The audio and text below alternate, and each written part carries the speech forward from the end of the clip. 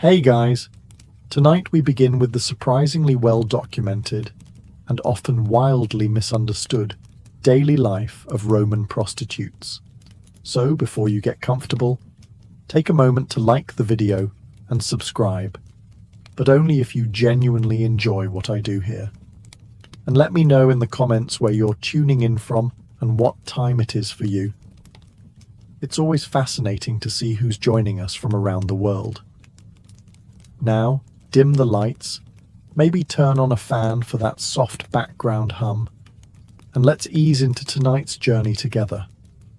You wake up, or more accurately, you regain consciousness, in a space barely large enough to turn around without elbowing a wall.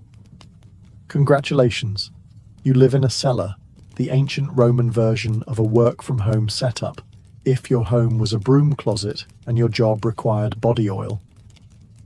These rooms were standard issue for many of Rome's working women. Located in brothels, lupanars, or stacked above taverns and bathhouses, they were tiny, windowless chambers that doubled as both living quarters and workspace. Think of it as a studio apartment designed by someone who hates light, air, and privacy. Your mattress is straw-stuffed, possibly shared with fleas, and smells faintly of wine, smoke, and disappointment. If you're lucky, there's a small oil lamp. If you're really lucky, it hasn't been stolen. Your few possessions, some cheap makeup, a comb, and maybe a bronze mirror if times are good, are shoved into the corner like they too are tired of being here. There's no running water. There's no plumbing. There's a bucket you try not to think about. Bathing? That'll be a group activity later at the nearest public bathhouse, where the water is communal and the awkward eye contact is free. But there's no time to lounge, because your room is also your office, and business hours are whenever someone knocks, or barges in, or yells through the door. Yes, privacy is a modern concept. Here in Rome, walls are suggestions and doors are decorative. Most days begin with a quick clean-up of the room. Sweep out yesterday's dust, wine stains, and any lost sandals left behind by last night's visitors. Then comes the prep. Face powder, rouge, and enough perfume to qualify as flammable. You're not trying to smell good. You're trying to smell better than the guy in line behind you. You practice your best sultry half-smile in the bronze mirror.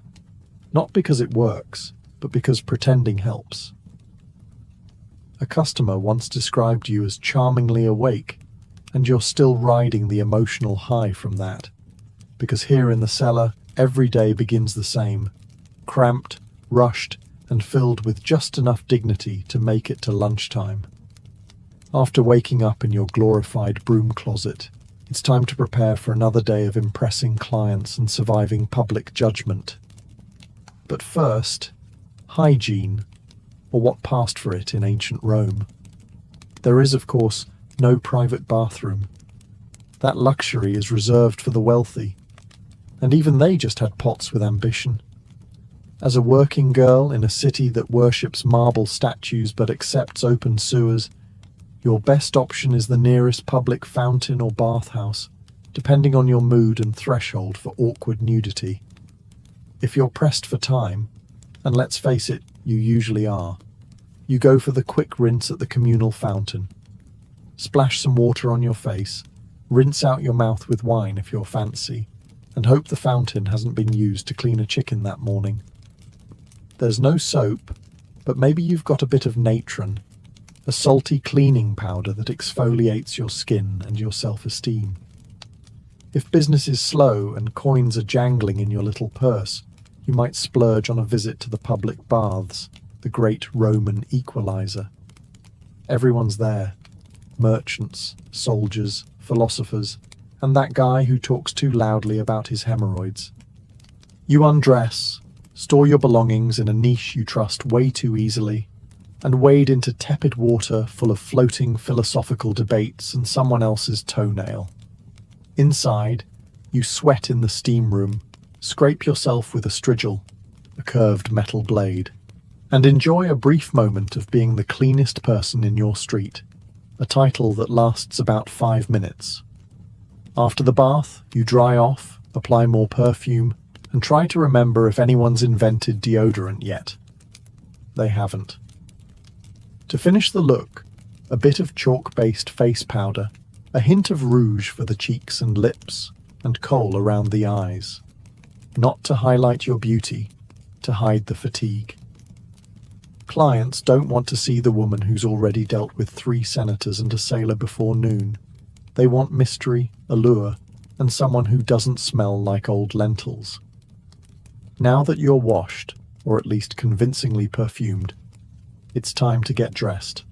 And while Roman society had a lot of complicated opinions about fashion, there was one outfit that made things very clear: the female toga. Yes, toga. That flowing white garment we usually associate with senators, emperors, and frat parties. But here's the twist. In Rome, a woman wearing a toga wasn't making a political statement. She was making a professional one. It was a visual billboard for, "I'm not a respectable matron, and I am available for negotiation." Proper Roman women wore the stola, a long layered dress that said, "My husband controls my dowry, and I go to bed at 9. Prostitutes, on the other hand, were denied the stola by law and required to wear a toga, often short, brightly coloured, and intentionally flashy. Think less Grecian goddess, more visible from across the forum. The look was usually accessorized with cheap jewellery, bronze or glass beads, maybe some loud earrings. The goal wasn't elegance, it was visibility.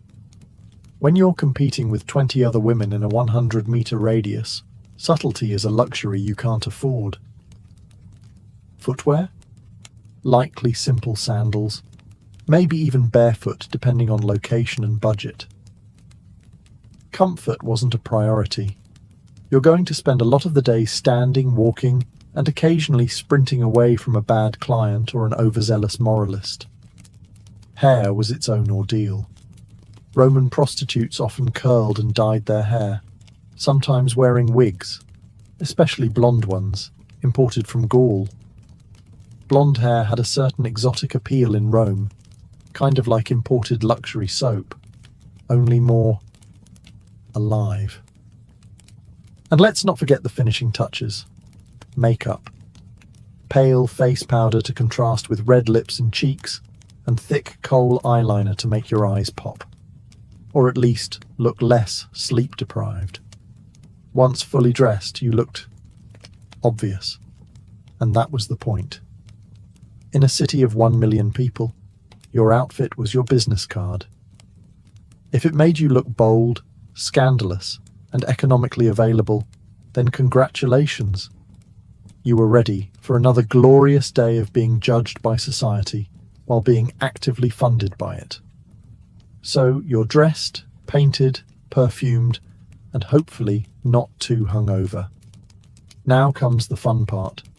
Drumming up business in a city where everyone wants sex but pretends they're shocked when they find out it's for sale. In ancient Rome, marketing wasn't subtle. There were no pamphlets, no websites, and definitely no branding consultants. If you wanted clients, you had to be seen, be loud, or be immortalized in graffiti. Preferably all 3. Let's start with location strategy. If you worked out of a lupanar, brothel, your office was already built for visibility. Brothels were often located near bathhouses, markets, or drinking establishments. In short, anywhere people might already be sweaty, bored, or easily persuaded. Think ancient foot traffic optimization. Standing in the doorway, wearing your finest look-at-me outfit, you'd call out to passers-by with a mixture of flattery, negotiation, and time-sensitive offers. 2 denarii if you're quick. Hey, might sound desperate, but hey, rent was due and the next girl over just dropped her rate to 1. If you were freelance, it was all about roaming visibility. You might hover near temples because nothing says divine inspiration like temptation, or hang around taverns, ready to flirt with a tipsy legionary who still had some coin left and questionable judgment. But perhaps the most bizarre and weirdly effective form of Roman advertising: wall graffiti.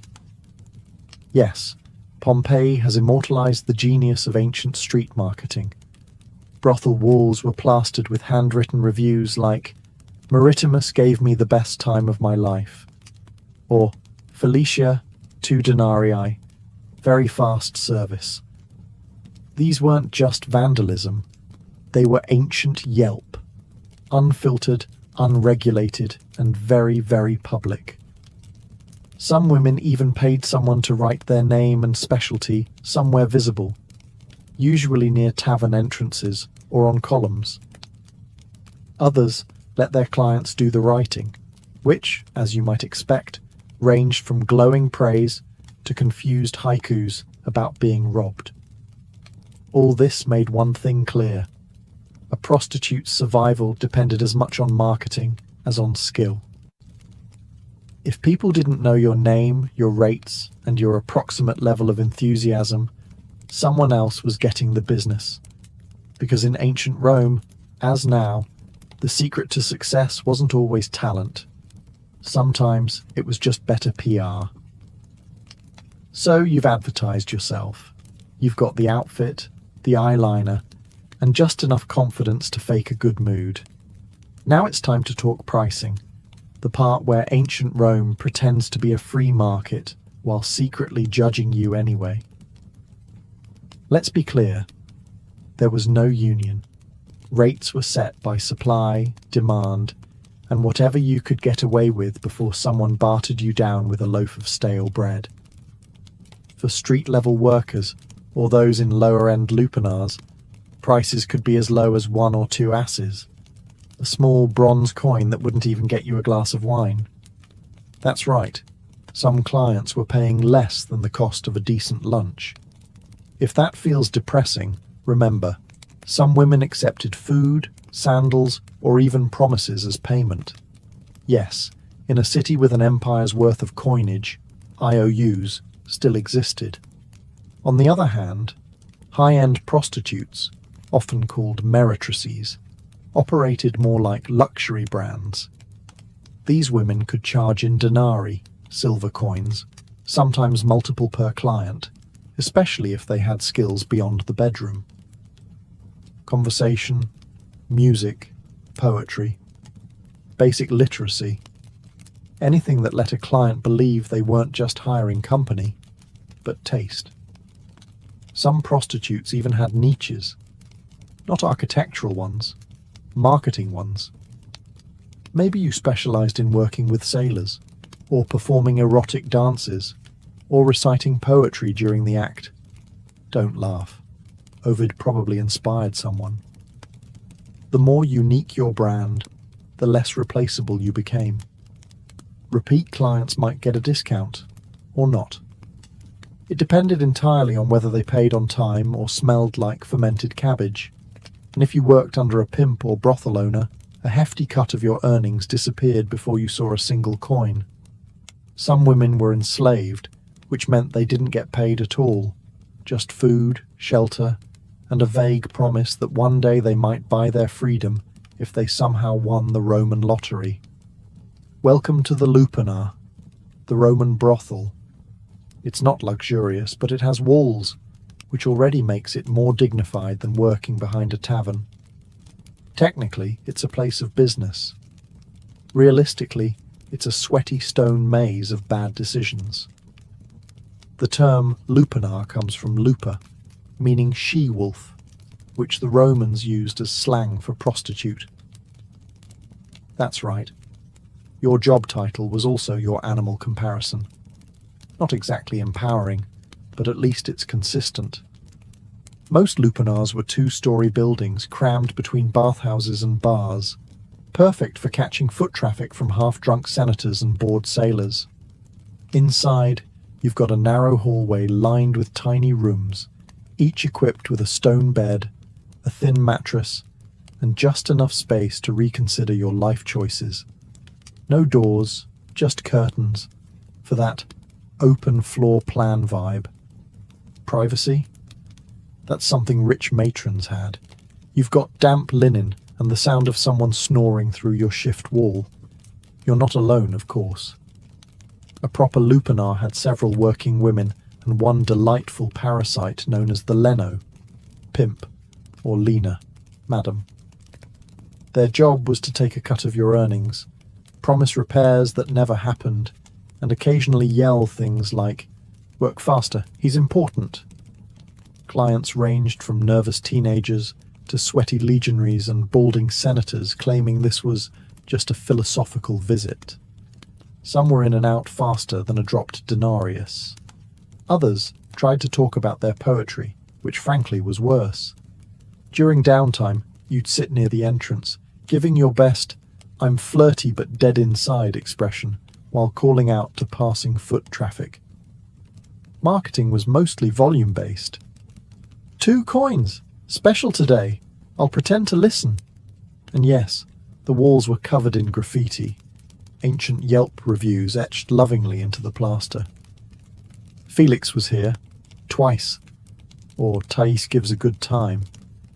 Occasionally someone got artsy and drew pictures. Proportions were rarely accurate. Confidence, however, was never lacking.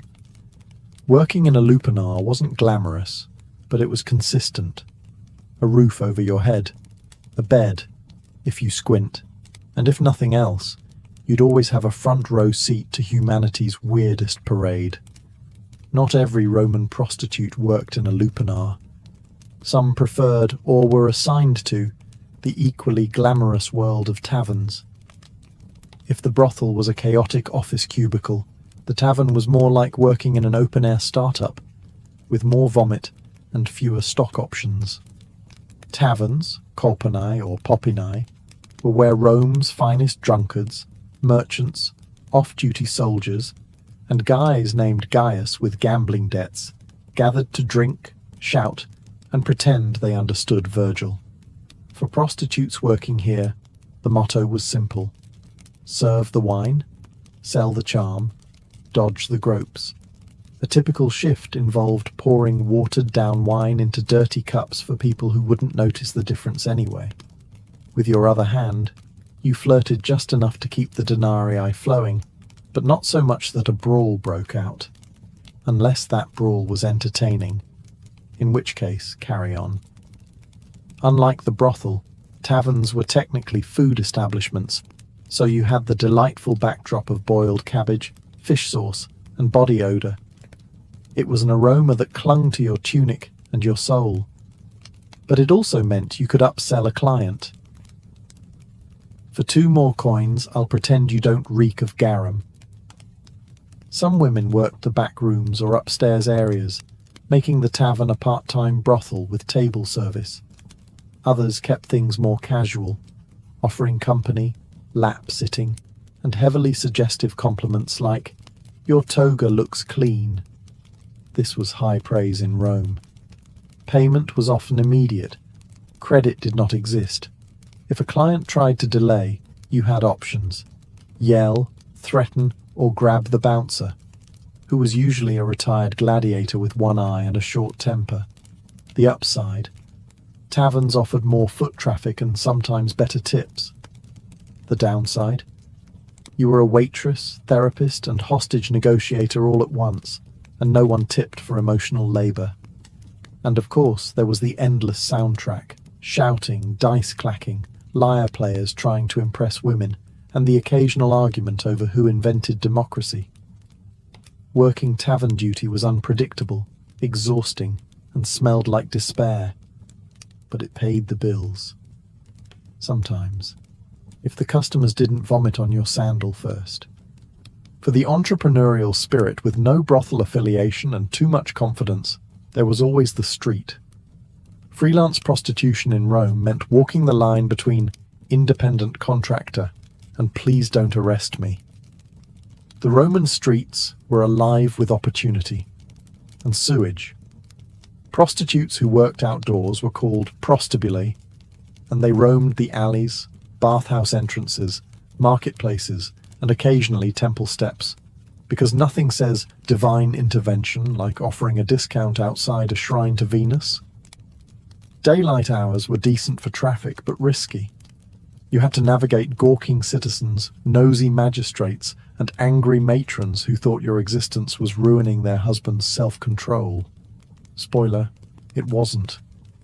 You dressed brightly to stand out. Think short tunics, flashy jewelry, maybe a wig made from imported German hair. It was less understated elegance, more visible from across the Circus Maximus. The goal was to catch a client's eye before his wife caught him. Approaching a potential customer involved a delicate dance of flirtation, timing, and not getting mistaken for someone's runaway slave. You'd smile, compliment his sandals, and casually mention your rate before the local vigils, street guards, decided your entrepreneurialism was public disorder. Some clients were polite, others were aggressively cheap, and a few were very confused and just wanted directions to the bathhouse. You learned quickly to tell them apart, mostly by the level of eye contact and how many coins they jingled. Competition was fierce. You weren't just up against fellow prostibuli, you were up against free lovers, drunken party girls, and retired gladiators with a side hustle. Everyone was trying to make a denarius. There were no benefits, no security, just your charm, your wits, and the ability to walk very fast in sandals. Some carried small knives or relied on nearby tavern bouncers. Others simply prayed that tonight's customers weren't philosophers with commitment issues. Still, for all its chaos, the street scene had its advantages. You set your own hours, kept your own profits, and didn't have to answer to a Leno breathing down your neck. Sure, the job came with the occasional drunk goat or philosophical heckler, but at least you were your own boss, in a city where bosses were rarely the good guys. If you thought the life of a Roman prostitute was already tough, allow us to introduce your least favorite client, the Roman tax collector. Yes, the Roman Empire, brilliant engineers, conquerors of the Mediterranean, champions of togas, also invented a dedicated tax on prostitutes. It was called the vectigul ex capturis, and it ensured that even your most awkward encounters contributed to Rome's public infrastructure. Congratulations, your nightly services just funded another aqueduct. The tax wasn't just unofficial pocket skimming either. This was a state-sanctioned system, managed by professional collectors known as publicani, men who were somehow both boring and terrifying. They kept detailed records, demanded payment in cash, and probably judged your perfume choices while scribbling on their wax tablets. To legally operate, prostitutes had to register with the aediles, the Roman equivalent of a city inspector with an affinity for paperwork and moral superiority. Upon registration, you were entered into an official list of sex workers.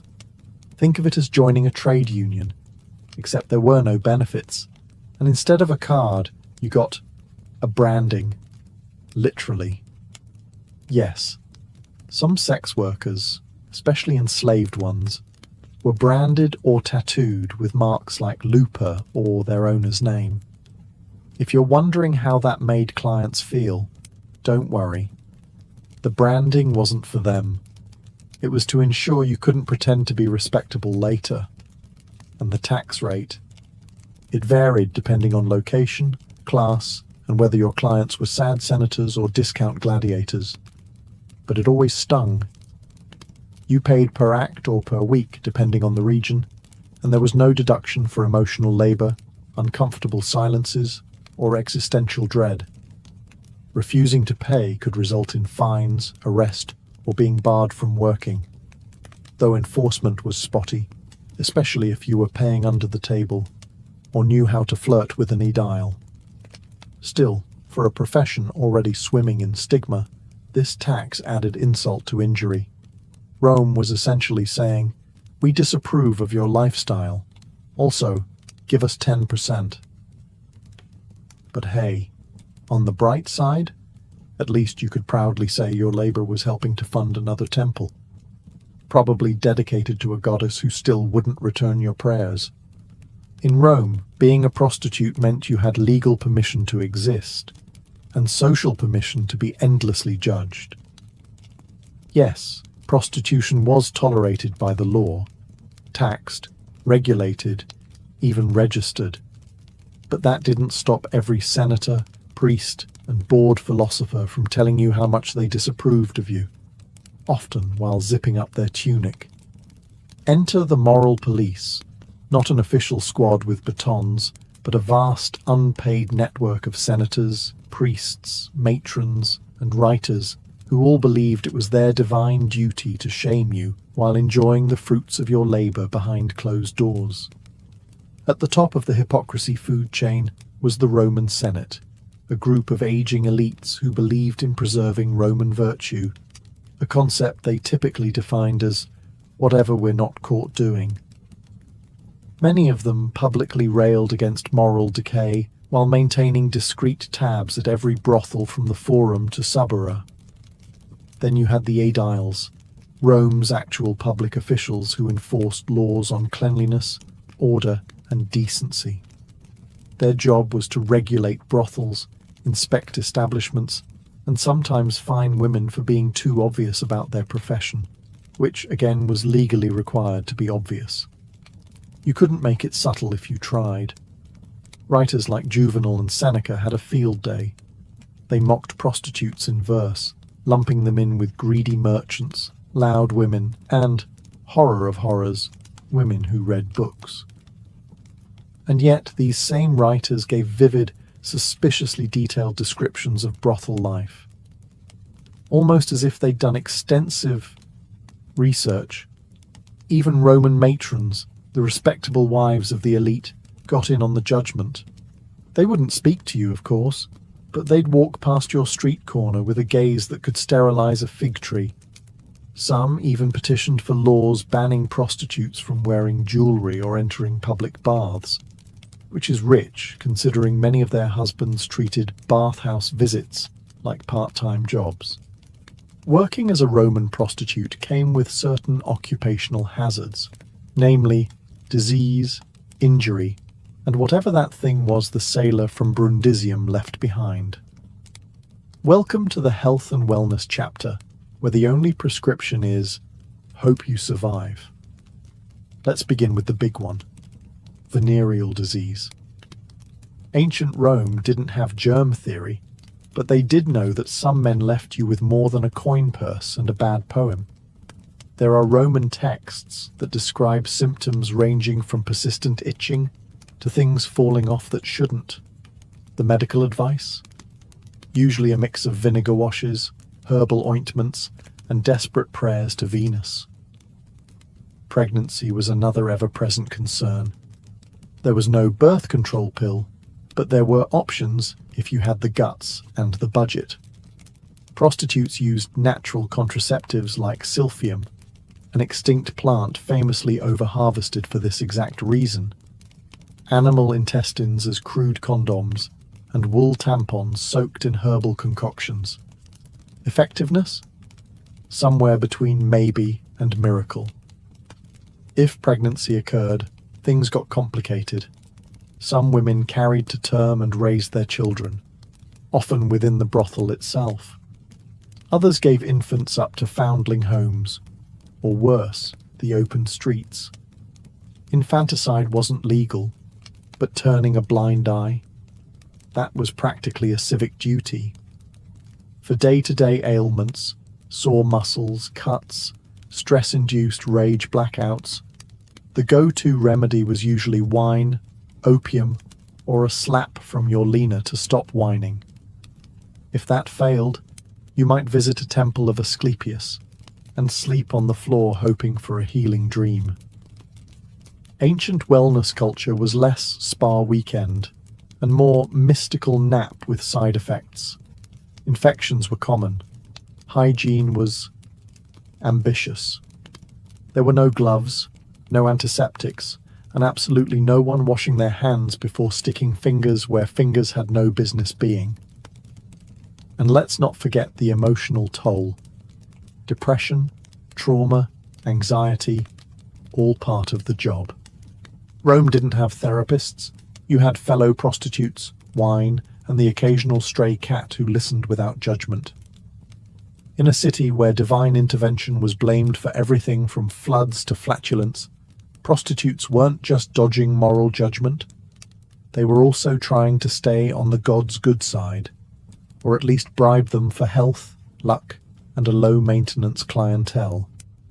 Religion in Rome was a full-time job, and the gods were always watching, judging, occasionally cursing.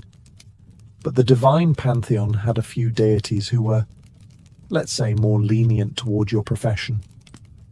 First there was Venus, goddess of love, beauty, and general poor decision-making. Many prostitutes dedicated small altars to her in their rooms. Offerings of flowers, perfume, or a coin were made in hopes of attracting wealth, charm, or at the very least, clients who didn't smell like boiled goat. Then came Fortuna, goddess of luck. Given how random your daily income was, ranging from a gold bracelet to 3 moldy grapes and a promise, Fortuna was kind of a big deal. You might wear a charm bearing her likeness, or mumble a quick prayer before a customer with too many rings and suspiciously clean sandals walked in. But religion wasn't all glitter and flirtation. The darker side of belief included superstition, omens, and magical countermeasures, because when in doubt, blame the spirits. You'd burn incense to ward off the evil eye, tie red cords around your ankle for protection, or hire a professional witch to curse a rival prostitute's hairline. Don't laugh. Cursed tablets, called defictiones, have been found all over Roman brothel districts, many reading like ancient Yelp revenge reviews. May her tongue rot. May her clients dry up. May she trip in the street and land in donkey dung. If you were enslaved, you might also pray to Mercury, the god of commerce and transactions, because let's be honest, your life was one long receipt. And if you were lucky enough to save up for freedom, Libertas, the goddess of liberty, got a private altar and a slightly more expensive candle. All this spiritual effort wasn't just tradition, it was survival with flair. When Rome gave you judgment, disease, and rude senators, the gods were your HR department. Mostly useless, occasionally helpful, and always accepting offerings. Love, in the Roman world of prostitution, was complicated. At best, it was a pleasant delusion, and at worst, a financial liability in a tunic. Clients fell in love all the time, or claimed they did, usually after 3 cups of wine and half a monologue about their mother. Some were sincere, some were drunk, and some were trying to get a discount. But baby, I'm different, they'd say, clutching your hand like a tragic poet. And you'd nod politely, mentally calculating how much they still owed you. Some working women reciprocated these feelings, or at least pretended to. Emotional labor was part of the package. Smile, listen, pretend his toga doesn't smell like despair. For a few clients, you might even develop something real: attachment, affection, or just mutual exhaustion. But more often than not, romance was a dangerous distraction, especially when you remembered that Rome legally categorized you as infames, meaning you could not legally marry a citizen even if you wanted to. That didn't stop people from trying.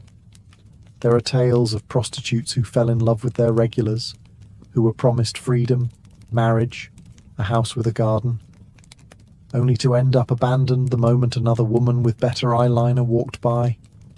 There were also clients who genuinely adored their favorite companion, showering them with gifts, poems, and occasionally actual manumission, the legal act of freeing a slave. These stories exist, but they were the exception, not the rule. Among fellow prostitutes, real bonds were more likely. You worked side by side, endured the same insults, shared the same lice. Some of these friendships became sisterhoods. Others became quiet romantic partnerships hidden beneath the radar of Roman patriarchy, which believed women couldn't fall in love with anyone except a man with a sword collection. And of course, there were lies you told yourself. That one day you'd quit, that your best client really would take you away, that if you could just save a little more, you'd open a perfume shop in Ostia and never look back. Maybe it wasn't true, but in Rome, everyone had a fantasy. Yours just came with better lighting and lower expectations. In the Roman world of sex work, beauty was currency, and youth was the exchange rate. So what happened when the blush wore off, the client stopped lingering, and your joints started popping louder than your earrings? Simple. You aged out, but you didn't disappear. Some women, having saved carefully, or miraculously had a client with both money and follow-through, managed to buy their freedom if they were enslaved and start over. The luckiest opened taverns or bathhouses, renting out rooms to the next generation of desperate optimists. Others became madams, Linae, the brothel version of upper management. Less action, more shouting. As a Lina, you didn't need to be young or pretty. You needed to be sharp, intimidating, and fluent in threats involving sandals and overdue debts. You ran the schedules, kept the books, and made sure the curtains were only mildly horrifying. Clients feared you. Workers pretended to respect you. The Edels sighed when they saw you coming. Other retired sex workers leaned into fortune-telling. After all, when you've heard every confession and watched every mistake walk through the door, predicting doom becomes second nature. A few became unofficial therapists, wise women, or herbalists, offering advice laced with sarcasm and slightly incorrect medical suggestions. But many simply kept working, because Rome wasn't in the habit of offering pensions to women who'd spent 2 decades in a toga. Older prostitutes still had clients, they just adjusted their marketing. Less blushing flower, more experienced, discreet, and tolerates poetry. Physical appearance mattered, but so did reputation. A woman known for conversation, kindness, or mind-blowing. Astrology readings could remain in demand long after her prime. And for those with no savings, no patrons, and no lucky breaks, the options weren't kind. You begged, you cleaned temples, you worked in laundries until your hands turned into shriveled olives. Rome didn't care how you got old, only that you did so quietly. But here's the truth they didn't carve into marble. For many, survival itself was the achievement. And if you made it to old age with your wit intact and at least one working sandal, you were already a legend. When people think of ancient Rome, they picture marble statues, grand speeches, and emperors with questionable family trees. What they rarely picture: the woman leaning in a brothel doorway, adjusting her wig, and mentally calculating how many coins she needs to not starve next week. Roman prostitutes didn't just work in the shadows. They've been kept there by history, carefully edited out of the noble narrative so school children could learn about aqueducts without asking uncomfortable questions. Yet they were everywhere. In graffiti, legal records, satire, poems, love letters, curse tablets, and receipts. Yes, actual receipts. They were a fixture of daily Roman life, even as society treated them like morally contagious wallpaper. What history usually gets wrong is the assumption that these women were powerless victims or morally bankrupt seductresses. In reality, many were savvy, adaptable, and, dare we say, better at business than half the Senate. They knew how to read a client, negotiate terms, avoid danger, and hustle a living in a city that cheered gladiators and stoned anyone who wore the wrong shoes. And they weren't all the same. Some were enslaved, some free, Some catered to the wealthy, others to whoever had 2 coins and bad breath. Some hated every second, others carved out small corners of power and routine. Most existed somewhere in between, like everyone else in Rome, pretending they weren't tired. Their stories were rarely written by them. Instead, they were remembered by poets looking for metaphors, by moralists clutching their pearls, or by archaeologists piecing together Pompeii's raciest wall scribbles. But here's what's remarkable. They're still visible. In stone carvings, in sarcastic graffiti, in laws and loopholes and offhand mentions in love poems. These women were erased from respectability, but not from reality. They worked, they laughed, they scammed, they wept, and they endured. All without marble statues or gilded tombs, just faint ink on a crumbling wall. Maritima was here, and worth every coin. So the next time someone waxes poetic about the glory of Rome, remember, behind every toga-clad philosopher was a working girl keeping the economy and the gossip alive.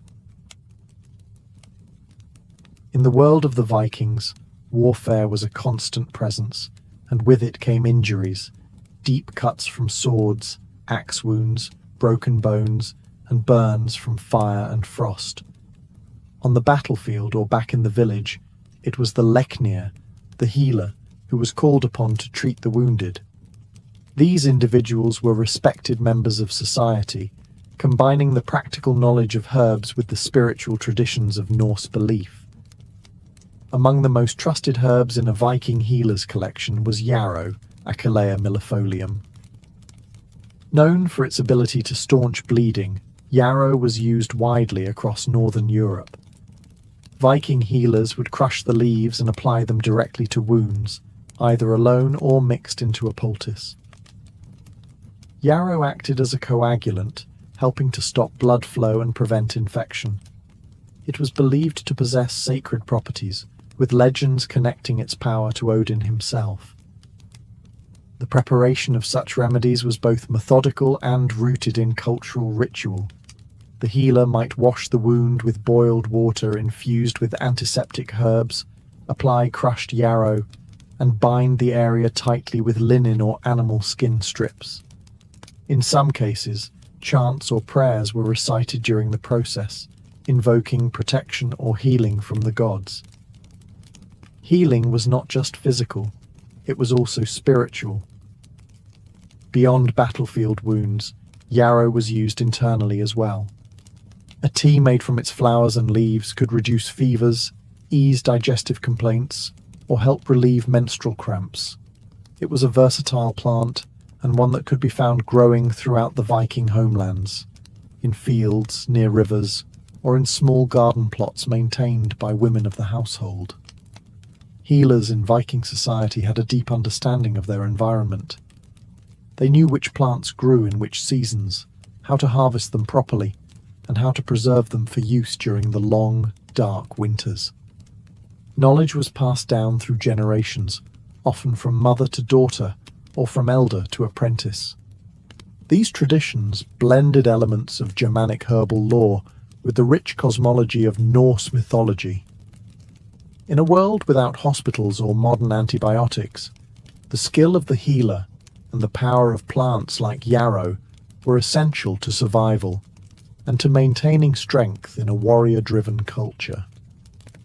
While yarrow addressed bleeding and surface wounds, the Viking healers' battle against infection required deeper remedies. One of the most revered herbs in this regard was Angelica, Angelica archangelica, a tall aromatic plant with hollow stalks and umbrella-shaped clusters of greenish-white flowers.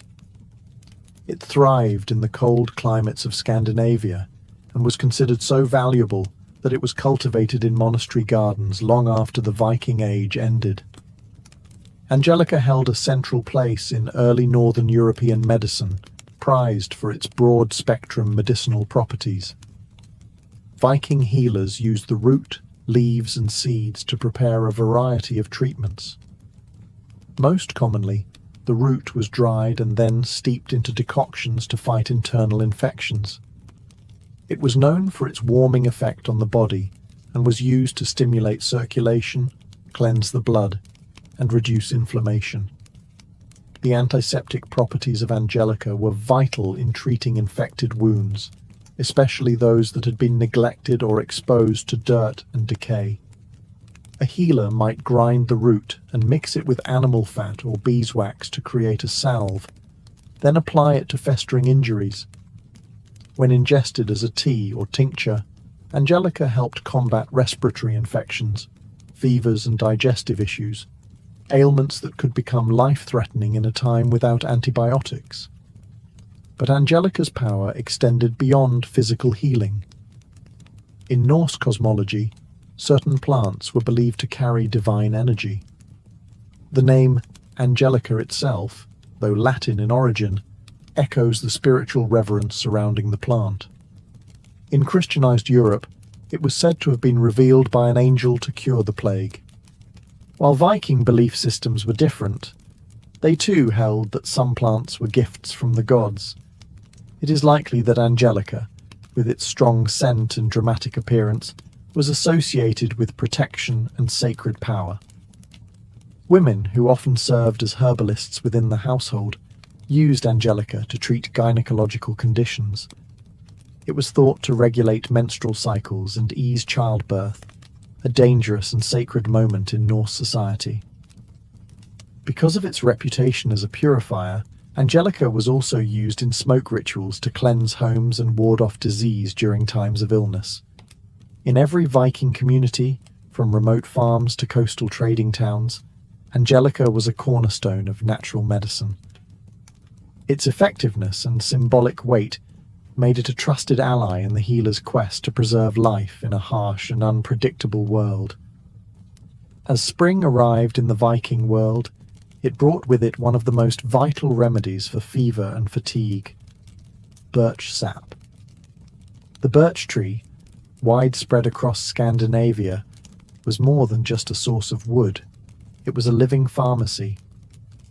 Vikings tapped the tree in early spring, collecting the clear, slightly sweet sap as it rose from the roots to nourish new leaves.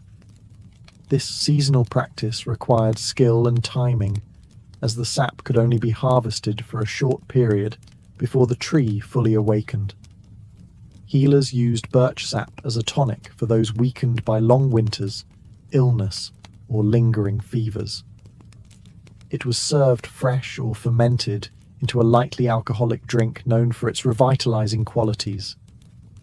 Rich in minerals, electrolytes, and natural sugars, birch sap helped rehydrate the body and restore lost energy, especially after the depletion caused by sickness or extended fasting. In an era without formal nutrition science, Viking healers recognized the restorative power of this gift from nature. In cases of fever, healers often paired birch sap with infusions of cooling herbs such as meadowsweet or elderflower. This gentle combination helped bring down body temperature while nourishing the patient. In more serious cases, the sap might be mixed with bitter herbs like wormwood to purge the body of what was believed to be harmful humors. The logic was simple: cleanse, restore, and rebalance. Beyond its internal uses, the birch tree had a role in external treatments too. The bark, when boiled, produced a tar-like substance with antiseptic properties. It was used to treat skin infections, minor burns, and bites. Birch leaves were also used in poultices and steam baths to draw out toxins from the body, often accompanied by prayer or ritual to align the physical with the spiritual. Symbolically, the birch tree represented renewal and purity. It was often the first tree to grow after land was cleared or burned, and this regenerative quality made it sacred in both Germanic and Norse traditions. The use of its sap in healing reflected this belief, returning vitality to the sick and offering the promise of recovery after hardship. In the healer's practice, birch sap was a seasonal treasure, a clear, life-giving elixir that marked the changing of the year and the persistence of health in a cold and often merciless land. In Viking herbal medicine, juniper was revered for its powerful cleansing properties, both physical and spiritual. Growing abundantly in the rocky soils of Scandinavia, juniper bushes with their prickly needles and aromatic berries were among the most trusted tools in a healer's repertoire.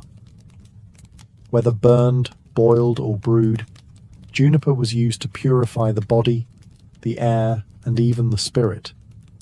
Juniper berries were commonly used as a diuretic and a remedy for urinary tract infections. When consumed as a tea or decoction, they stimulated kidney function, helping the body to flush out excess water and harmful substances. This made them especially useful during illnesses that involved swelling, bloating, or lingering fevers. The berries also had mild antiseptic properties, allowing them to address infections from within, a crucial function in an age with no antibiotics. For respiratory issues, juniper smoke played a vital role. Healers would burn dried juniper branches and let the smoke fill a room or a tent, believing it could drive out disease. This wasn't just symbolic. The antimicrobial compounds in juniper smoke helped disinfect the air. During outbreaks of sickness or after a death, Viking homes and ships might be cleansed in this way. The practice was both practical and spiritual, banishing what could be seen and what could not. In steam baths and sweat lodges, a tradition shared across many northern European cultures, juniper branches were sometimes laid on the hot stones or added to the water. As the vapor rose, it carried the sharp, invigorating scent of the plant, opening the lungs and inducing heavy sweating. This was thought to cleanse the body of toxins and the soul of imbalance, reconnecting a person with the rhythms of nature and health. Juniper also held ritual importance. Branches might be hung over doorways to ward off evil, or carried in small bundles by travelers for protection. Its strong, earthy fragrance symbolized resilience, and its presence in healing was a reminder that purification was as much about the unseen forces as it was about physical ailments. For Viking healers, juniper was not merely a remedy, it was a symbol of renewal and defense, the guardian plant that stood between the fragile human body and the chaotic forces of the world. Its sharp needles and potent berries helped them keep sickness at bay, one breath of smoke or sip of tea at a time. Among the many herbs known to Viking healers, meadowsweet, Filipendula ulmaria, was particularly valued for its ability to ease pain and reduce inflammation. Found in damp meadows and along riverbanks, this fragrant plant with creamy white flowers was a staple in early Germanic and Norse herbal medicine. Though they lacked modern terminology, Viking healers recognized that some plants had the power to cool fevers, relieve discomfort, and help the body recover more gently. Meadowsweet was often used to treat headaches, joint pain, and digestive problems. The flowers and leaves were dried and steeped into teas, which were given to patients suffering from fevers or general aches, common complaints in a harsh climate where physical labor and exposure were part of daily life. The herb's soothing effects made it an essential remedy during times of illness and recovery. Unbeknownst to the Vikings, meadowsweet contains compounds similar to salicylic acid, the basis for modern aspirin. This natural pain-relieving ability explains why it was so effective and frequently used. Healers didn't know the chemistry, but they knew the results: less fever, reduced swelling, and relief from discomfort. These benefits were especially important during the winter months when colds, joint pain, and respiratory infections were widespread. For digestive issues, meadowsweet was considered a gentle treatment for nausea, heartburn, and stomach cramps. Its calming properties helped settle the stomach, and it was sometimes combined with other herbs like chamomile or mint if available, to create a broader treatment. The plant's sweet scent also made it a comforting addition to healing rituals, which often blended the sensory with the medicinal. Meadowsweet's role wasn't limited to physical healing. Its delicate, almost ethereal presence tied it to the natural cycles of growth and decay, life and death. As with many Viking remedies, its use may have included symbolic gestures, such as laying its flowers near the ill, or including it in burial rites to ease the journey to the afterlife. Some sagas and later folk traditions refer to sweet-smelling herbs as gifts from the gods or spirits of the land. In a culture that respected strength, but understood the necessity of healing, meadowsweet was a quiet, yet powerful ally. It helped warriors rest, allowed children to recover, and gave the elderly comfort in their final years. For the healer, it was one of the gentlest and most reliable tools in their care. Mugwort, Artemisia vulgaris, held a special place in the Viking healer's practice, not only as a medicinal herb, but also as a spiritual tool. Known across northern Europe for its bitter aroma and silvery leaves, mugwort was considered one of the most sacred plants in Germanic tradition. For Viking societies, where healing was never just physical, mugwort served as a bridge between the body, the mind, and the unseen world. Medicinally, mugwort was used to treat a wide range of ailments. It helped with digestive problems, menstrual irregularities, and fatigue. A tea made from its leaves was used to ease stomach cramps, stimulate appetite, and support the liver. Viking women in particular relied on mugwort to regulate their cycles and aid with childbirth. In a world without midwives or formal obstetrics, the healer's knowledge of such herbs was vital for survival during pregnancy and delivery.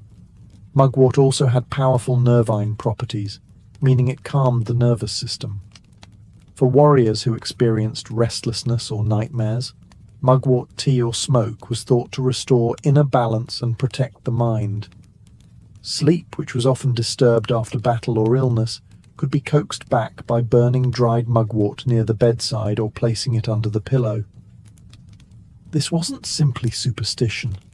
Many aromatic herbs do have mild sedative effects, but beyond its medicinal uses, mugwort was strongly linked to ritual and magic. Viking healers and wise women, often referred to as volur or seidkunur, used mugwort in ceremonies to invoke dreams, protection, or visions. It was sometimes burned during rites of cider, the Norse form of trance magic and prophecy. The rising smoke was believed to carry prayers to the gods or ward off harmful spirits. Healers might also use mugwort during solstice ceremonies, seasonal changes, or in times of emotional distress. A bundle of mugwort could be hung over the door for protection, carried in a pouch during travel, or placed on the body during healing rituals.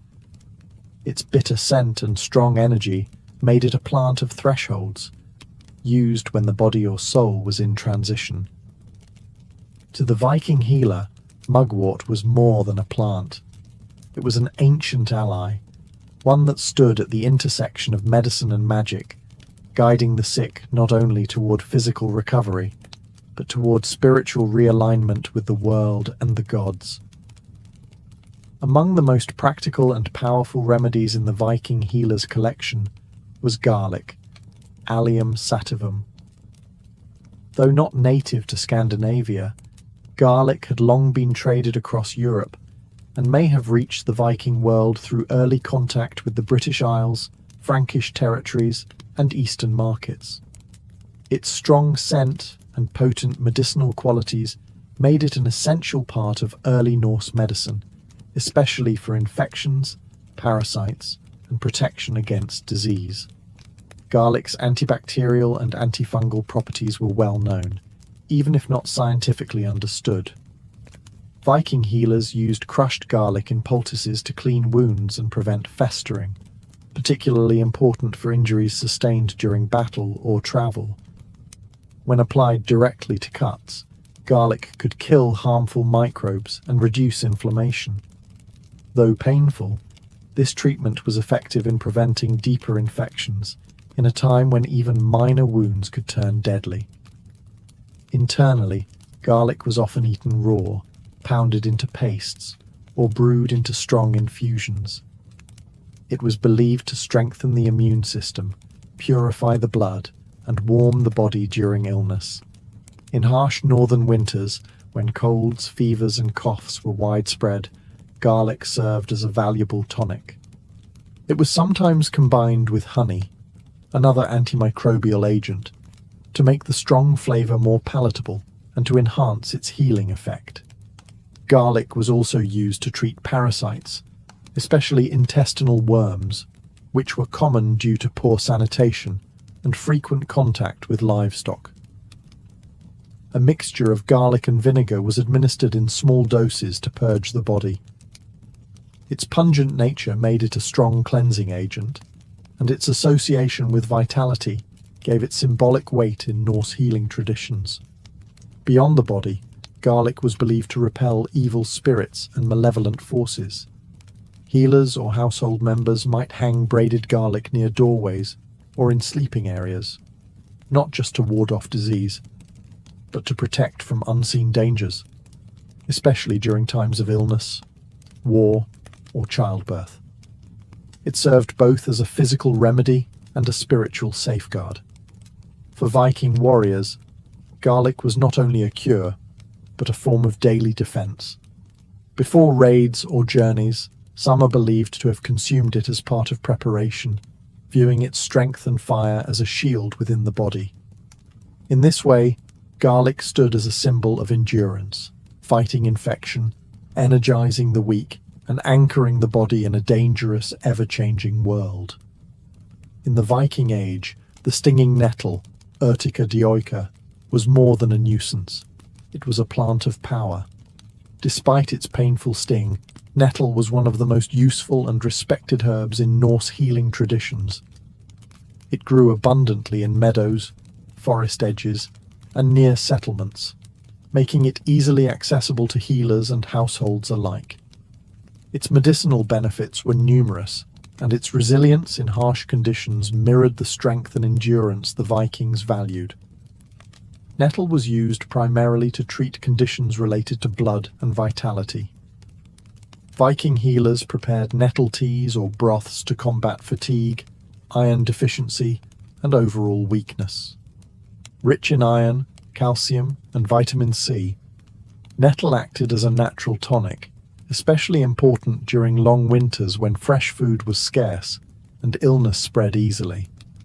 Warriors recovering from battle or children recovering from fever were often given nettle to rebuild strength.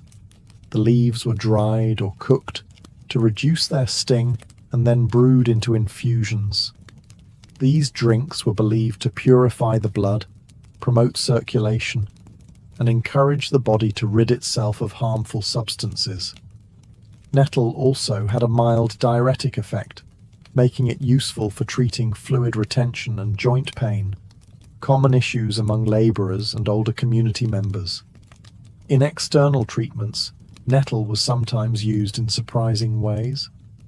The practice of urtication, striking sore limbs with fresh nettle stalks, was used to stimulate circulation and relieve arthritis or muscle stiffness.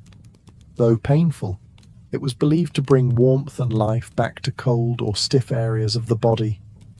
This method, though unusual by modern standards, was rooted in generations of observation and belief in the plant's invigorating properties.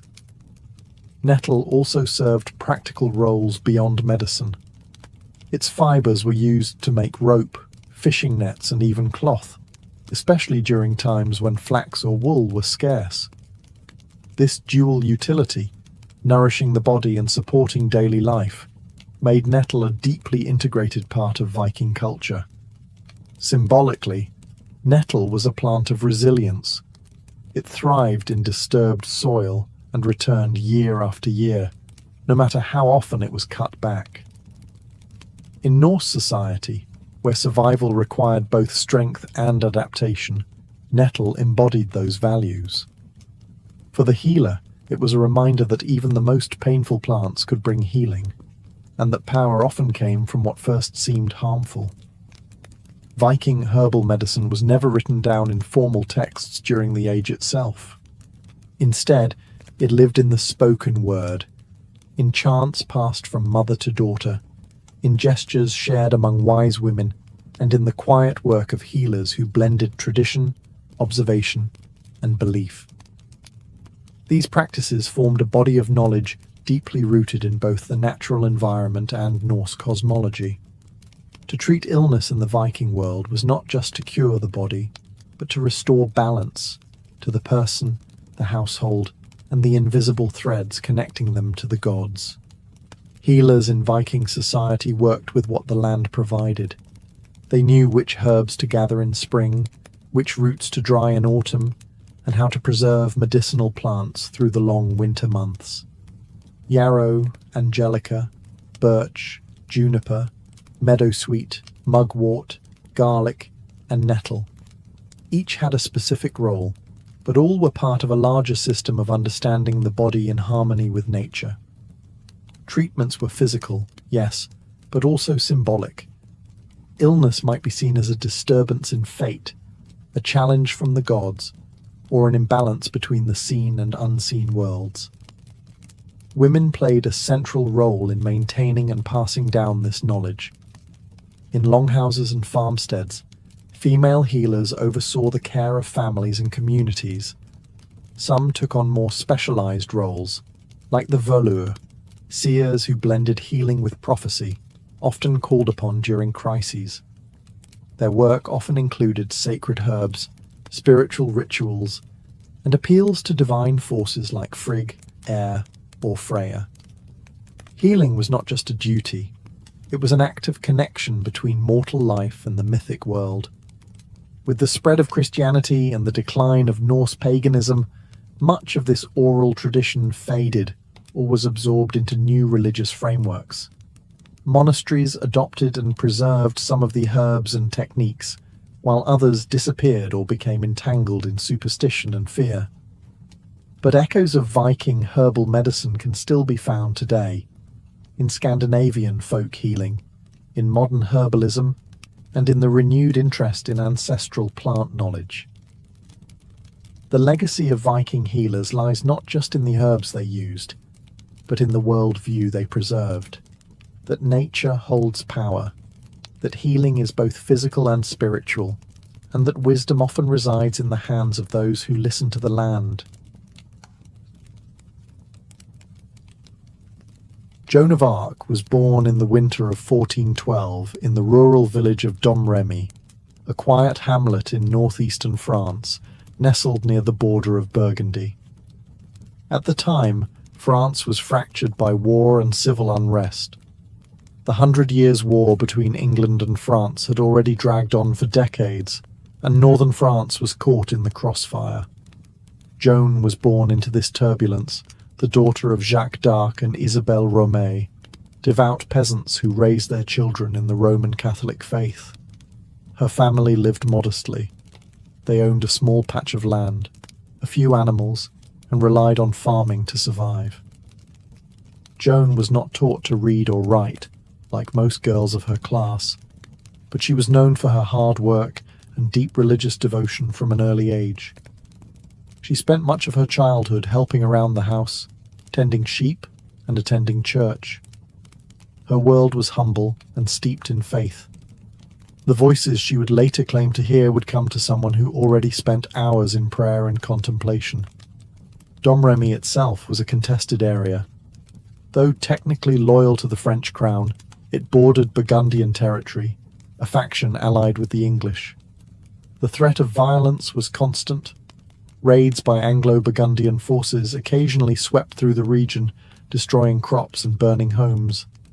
Joan would have grown up with stories of heroism and defeat, of saints and warriors, of kings and traitors. Her early years were shaped by instability, fear, and a longing for peace. Despite the fear that hung over France, Joan's childhood was not without community. She was well liked in the village and described by neighbours as kind, pious, and unusually serious for her age. She often prayed at a nearby chapel dedicated to the Virgin Mary, where she would later claim her divine mission began. These years laid the spiritual and emotional foundation for what would come. Her faith, her loyalty to the king, and her sense of purpose were not formed in the royal court, but in the fields and chapels of her village. From such humble origins, no one could have imagined that this peasant girl, illiterate, unknown, and barely a teenager, would one day stand before kings, lead armies, and challenge the might of empires.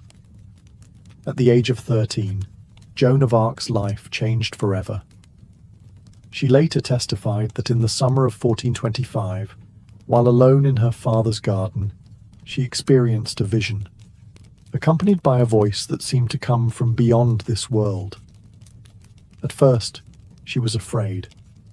The voice, surrounded by a dazzling light, was accompanied by the appearance of figures she identified as Saint Michael, Saint Catherine, and Saint Margaret, three powerful saints in Catholic tradition. These visions would continue, growing in intensity and clarity over time. The message was clear but extraordinary. She was chosen by God to help save France. More specifically, her divine mission was to drive the English out of French territory and to ensure the coronation of Charles, the Dauphin, as the rightful king of France. It was a staggering revelation for a young peasant girl with no military experience, no formal education, and no standing in society. Joan told no one at first. She kept the visions private, fearing disbelief or punishment. But the voices persisted, urging her to act. Over the next few years, she became increasingly convinced that her mission was real. She began to devote herself even more deeply to prayer, fasting, and religious discipline, believing that her purity and obedience were essential for fulfilling God's will. By 1428, the political and military situation in France had worsened. The English had captured much of northern France, and the city of Orléans, a key stronghold, was under siege. The Dauphin Charles remained uncrowned, his legitimacy in question. Joan, now 16, believed the time had come to act. She travelled to the nearby town of Vaucouleurs and requested an audience with the local commander, Robert de Baudricourt, claiming she had a message for the king. At first, Baudricourt and his men laughed her off. A teenage girl claiming divine guidance was hardly taken seriously. But Joan was persistent. She returned again and again, speaking with a conviction that unsettled some and impressed others.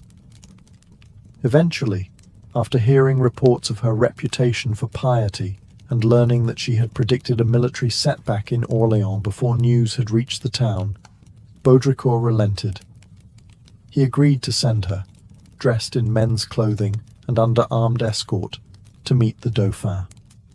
Joan's journey from peasant child to military envoy had begun, led by visions, faith, and an unshakable sense of destiny. In early 1429, Joan of Arc arrived in Chinon, where Charles, the uncrowned Dauphin of France, held his court. The journey had been long and dangerous. She travelled more than 300 miles through enemy territory, dressed as a man to avoid attention and assault. When she finally stood before the royal court, she was met with skepticism and curiosity. Charles, unsure of her motives and wary of trickery, decided to test her. To begin, he disguised himself in plain clothes and hid among his courtiers. Joan, having never seen him before, immediately picked him out and addressed him directly. Witnesses were astonished. She reportedly told him details that only he and his closest advisors would have known, possibly regarding a private prayer or secret doubt. For many in the court, it was the first sign that something beyond explanation was at work.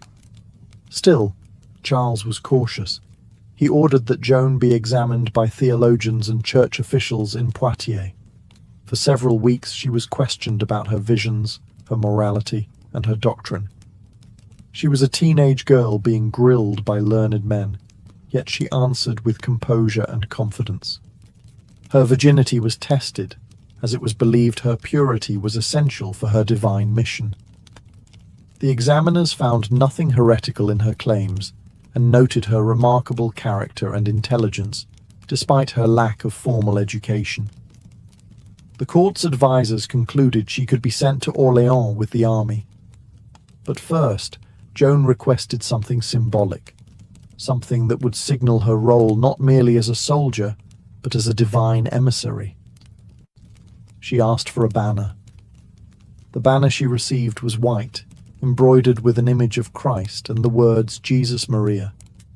It would become her most treasured possession, and she carried it into every battle, declaring that she preferred the banner to the sword. She was also fitted with a custom suit of white armor and given a sword, which she claimed to have been divinely led to discover behind the altar of a chapel in Sainte Catherine de Fierbois. With her armor, banner, and a company of soldiers, Joan prepared to march toward Orléans. She was just 17 years old, young, untrained, and utterly convinced that God had sent her to save France. Her arrival at the besieged city would mark the beginning of one of the most legendary military campaigns in European history. By the spring of 1429, the city of Orléans had been under siege by the English for several months. Its fall would have opened the way to the heart of France, and with it, likely the collapse of French resistance. Morale was low, supplies were dwindling, and the Dauphin's cause teetered on the edge of defeat. Then Joan of Arc arrived. She entered the city on April 29th, met by cheering crowds who believed her to be a miracle sent by God. Clad in white armor and riding a white horse, she quickly became a symbol of hope and divine favor. Her presence reinvigorated the French troops and citizens alike. Though she had no formal military training, Joan spoke with boldness and authority, urging immediate action against the English fortifications. French commanders, initially hesitant to take orders from a teenage peasant girl, soon found themselves drawn to her conviction. Joan urged an aggressive strategy, claiming her voices had promised victory. Despite her youth, she rode into battle beside the soldiers, often placing herself in the most dangerous positions. Her courage on the field inspired others to fight with renewed determination. Over the course of a week, the French launched a series of offensives to break the siege. Joan wielded not just her sword but her banner, rallying the troops with cries of faith and purpose. She was wounded during the assault on the fortress of Les Tourelles, shot in the shoulder by an arrow. Refusing to retreat, she returned to the field after having the wound dressed, continuing to urge the men forward. On May 8th, the English finally lifted the siege and withdrew. It was a stunning victory, one that changed the momentum of the war. For the first time in years, the French had dealt a decisive blow to English forces. Joan's role was undeniable. Her leadership, her fearlessness, and her spiritual authority had turned the tide. The victory at Orléans was more than a military achievement. It was a turning point in the national consciousness of France. The peasant girl from Domremy had fulfilled the first part of her divine mission. Now, she turned her focus toward her second goal, to see the Dauphin crowned as king at Reims, the traditional site of French coronations. The road to legitimacy had begun. With the siege of Orléans lifted, Joan of Arc's mission shifted toward a far more symbolic objective, the coronation of Charles the Dauphin. In her visions, this was not merely a political event, it was a divine command. Charles needed to be crowned at Reims, the traditional site where French kings were anointed with sacred oil. But Reims was deep in territory controlled by the Burgundians, allies of the English. To reach it, Joan and the French army would have to march through hostile lands, Despite the risk, Joan was adamant. Her belief that God had cleared the path gave her confidence, and her conviction began to influence even the cautious Charles. After several victories along the Loire Valley, including battles at Jargeau, Meung-sur-Loire and Beaugency, momentum was on their side. The army gained strength as towns submitted and morale surged. By July 1429, Joan and the royal court set out on what would later be called the coronation journey. Along the way, cities and castles opened their gates without resistance. Word of Joan's miraculous success had spread. Many believed that to resist her was to resist divine will. Her presence in the army, young, determined, and riding under her white banner, created an aura of invincibility. On July 16th, the French forces reached Reims. The city's leaders, after some hesitation, surrendered peacefully. The next day, inside the Cathedral of Reims, Charles was crowned King Charles VII of France. Joan stood beside him, holding her banner high. For her, it was the fulfillment of the prophecy she had received from her voices. The coronation was a moment of triumph, both for the new king and for Joan. From an obscure village, she had risen to command armies and to place a crown on a monarch's head. The people saw her not just as a heroine, but as a chosen messenger of God. Her presence had transformed the war from a political struggle into a spiritual cause. But success brought tension. With Charles now crowned, some at court questioned Joan's continued influence. Politics returned to the forefront. Joan had completed the task she was called to, but she was not finished. Her next desire was to press forward, to reclaim Paris. Yet the support she once commanded so easily was beginning to waver.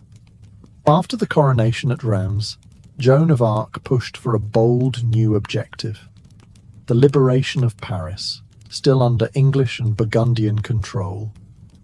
For Joan, reclaiming the French capital was not just a political necessity. It was part of her divine mission to fully restore France to its rightful king. But not everyone shared her urgency. King Charles VII, newly crowned and politically cautious, hesitated. His advisers urged diplomacy, favouring a negotiated truce with the Burgundians. But Joan remained resolute. She believed that delay would only strengthen the enemy, and that God had already cleared the way for victory.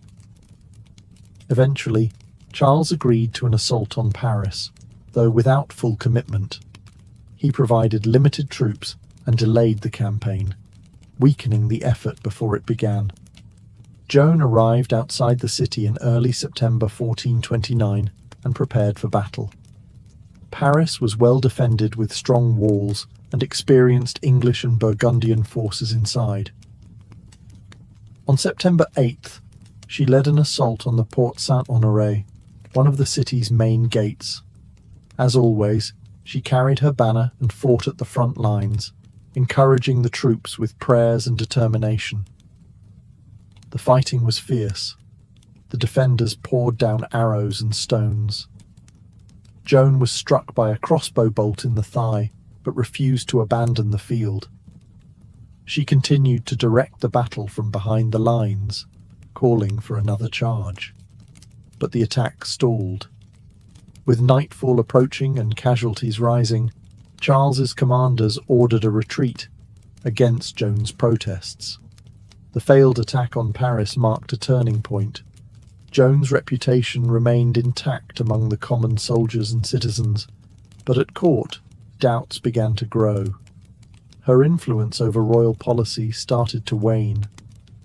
Charles, now king, no longer relied on her as he once did. Political interests, fear of provoking further conflict, and distrust of Joan's spiritual authority began to eclipse her earlier triumphs. Yet Joan was undeterred. She continued to lead minor campaigns in the following months, capturing towns like Saint-Pierre-le-Moutier and La Charité. often financing the operations herself with donations from supporters. But the tide was shifting.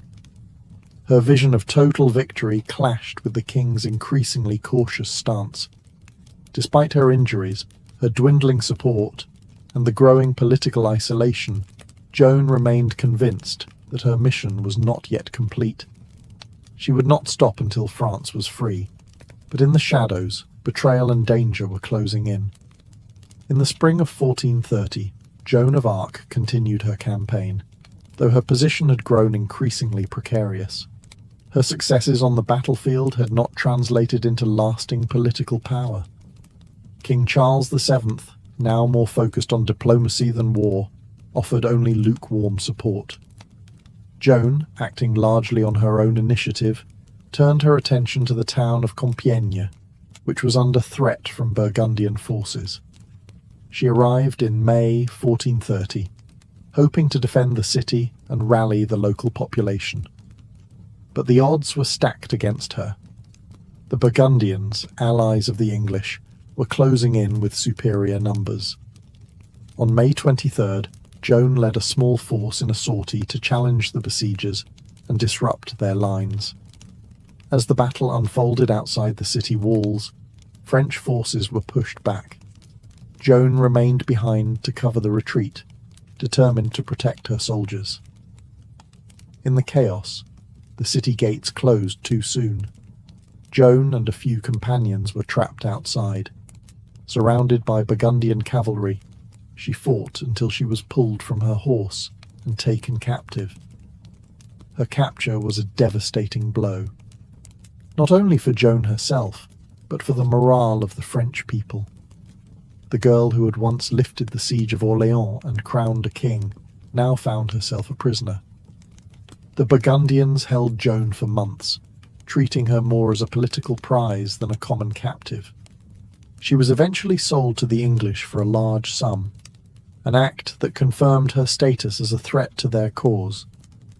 The English viewed her not only as a military adversary, but as a dangerous symbol of resistance and divine legitimacy.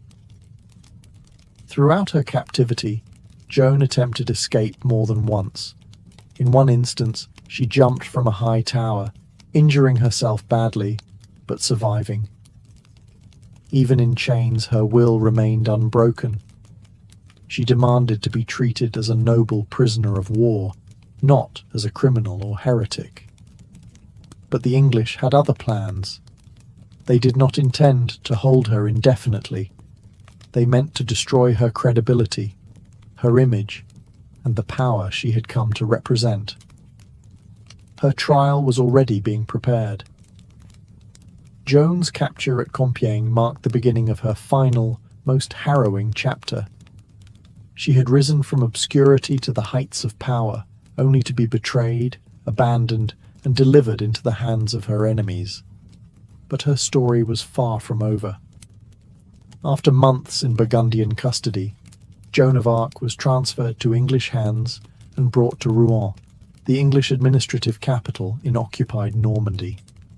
There, beginning in January 1431, she faced a formal ecclesiastical trial, not as a prisoner of war, but as a heretic, a designation that allowed her captors to strip her of honour and execute her under church law. The trial was orchestrated by the English but carried out by a panel of pro-English French clergy, led by Bishop Pierre Cauchon, a staunch opponent of Joan and loyal to the Burgundian cause. Its true goal was not justice, but the destruction of Joan's legacy. By branding her a heretic, the English sought to undermine the legitimacy of Charles VII, whose coronation she had enabled. Joan was held in a secular prison, guarded by male soldiers, a direct violation of church law. She was denied access to legal counsel, threatened with torture, and interrogated repeatedly, often for hours at a time without rest or support. Despite being a 19-year-old peasant girl facing some of the most educated men in France, she defended herself with remarkable intelligence and composure. Over the course of several months, she was questioned about her visions, her clothing, her faith, and her role in the war. The judges focused especially on her claim to divine voices and her habit of wearing men's clothing, an act considered both heretical and unnatural by church standards. Despite their pressure, Joan remained firm in her testimony. She maintained that her voices came from God, that she had acted in obedience to divine command, and that she had always remained faithful to the church. At one point, when asked whether she believed she was in God's grace, she famously responded, "If I am not, may God place me there. If I am, may God keep me there." It was a powerful answer, neither arrogant nor self-condemning, and one that impressed even her inquisitors. But the outcome was never truly in question. Political necessity outweighed truth. Joan was eventually condemned for heresy, based largely on her refusal to renounce her visions and her insistence on wearing male attire, which she had resumed in prison for protection. Her sentence was death. The girl who had once lifted a nation would now be silenced, not by defeat in battle, but by a court of men determined to erase her from history. Or so they thought. On the morning of May 30th, 1431, Joan of Arc was led to the marketplace in Rouen, tied to a wooden stake and burned alive. She was just 19 years old. As the flames rose around her, she reportedly called out the name of Jesus repeatedly and asked for a cross to be held before her eyes. A soldier, moved by her courage, handed her a small wooden cross. Witnesses said she faced death with calm resolve. Her execution was meant to be final, a warning, a silencing of a dangerous symbol. But it had the opposite effect. Instead of being erased, Joan became a martyr. Even English and Burgundian observers were disturbed by the spectacle. Some wept. Others openly questioned whether the church had committed a grave injustice. One of the English clerics present was said to have exclaimed, "We are lost! We have burned a saint!" Over the years that followed, Joan's image only grew stronger. Her unwavering faith, her courage in battle, and her dignified defense at trial became the foundation for a powerful legend. In 1456, 25 years after her death, and following a formal investigation ordered by Pope Calixtus III, Joan's trial was declared invalid.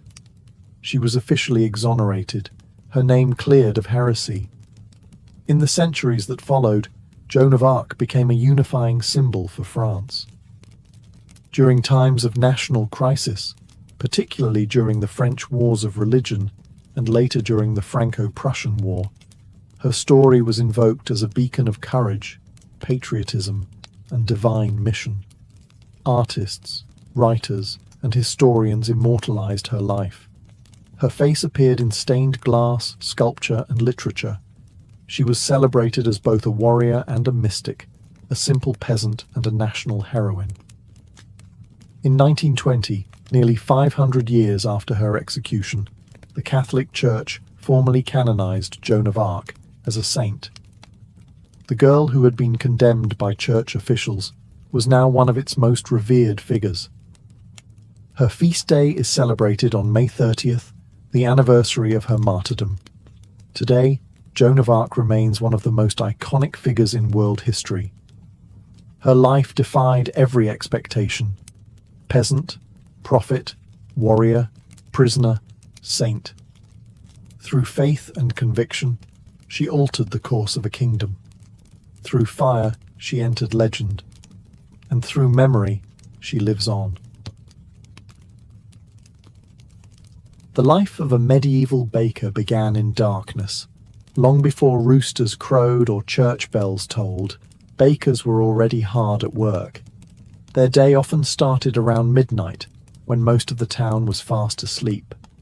The quiet streets were cold and still, but inside the bakehouse, flames crackled, flour dust hung in the air, and the rhythm of kneading began. Medieval bread wasn't made on a whim. It required precise timing and a practiced hand.